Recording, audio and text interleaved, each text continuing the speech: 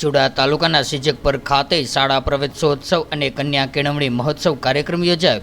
જિલ્લા પંચાયતના કારોબારી ચેરમેન જસુભા સોલંકીની અધ્યક્ષતામાં 26 જૂનથી 28 જૂન ત્રિદિવસીય શાળા પ્રવેશોત્સવ 2024 કાર્યક્રમના અંતિમ દિવસે સિજકપર અને ભુગુપુર ગામે યોજાયેલા શાળા પ્રવેશોત્સવમાં હાજરી આપીને લહતી અને આંગણવાડી, બાલવાટિકા અને ધોરણ 1માં પ્રવેશ પાત્ર બાળકોને ઉપસ્થિત મહાનુભાવોના વરદ હસ્તે પ્રવેશ આપવામાં આવ્યો હતો।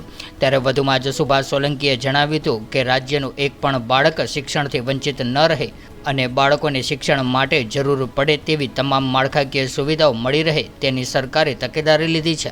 ત્યારે સરકારે બાળકના સર્વાંગી વિકાસને ધ્યાનમાં લઈને નવી શિક્ષણ નીતિ અંતર્ગત વિષયોનો સમાવેશ કર્યો છે।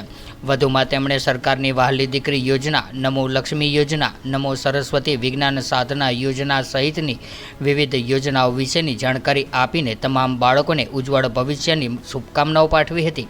ત્યારબાદ શાળાના બાળકોએ પર્યાવરણની જાગૃતિ માટે વૃક્ષારોપણ જેવા વિષયો પર પોતાના વિચારો રજૂ કરવામાં આવ્યા હતા તેમજ વક્તવ્યો પણ આપ્યા હતા અને ઉપસ્થિત મહાનુભાવો દ્વારા વૃક્ષારોપણ કરવામાં આવ્યું હતું।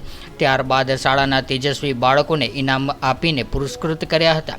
ત્યારે આ કાર્યક્રમમાં જિલ્લા પંચાયત કારોબારી સમિતિના ચેરમેન જસુભા સોલંકી, શાળાના બાળકો, આચાર્ય, શિક્ષકો સહિત ગ્રામજનો મોટી સંખ્યામાં ઉપસ્થિત રહ્યા હતા। ભૂખરવાળા, લાલિયા, ચૂડા, ચચાણા દરરોજ જમાડી અને આજે ત્રીજા દિવસે સિજકપર ગામમાં ચાલુ થયા। પછી જવાનું કારોળ અને ભગુ સરકારશ્રીએ જે મુખ્યમંત્રી, હાલના વડાપ્રધાન, દેશના સપૂત એવા નરેન્દ્રભાઈ મોદીનું જે સપનું એમને ચાલુ કર્યું હતું એ અવિરત રીતે ભૂપેન્દ્રભાઈ પટેલ સુધી ચાલુ રહ્યું છે અને સૌ ધારાસભ્યશ્રીઓ, મંત્રીઓશ્રીઓ અને સચિવો અને જિલ્લા પંચાયતના ચેરમેનશ્રીઓ ગામડે ગામડે જઈ અને શાળા પ્રવેશ ઉત્સવમાં બાળકોને, ભૂલકાઓને પ્રોત્સાહિત કરે છે।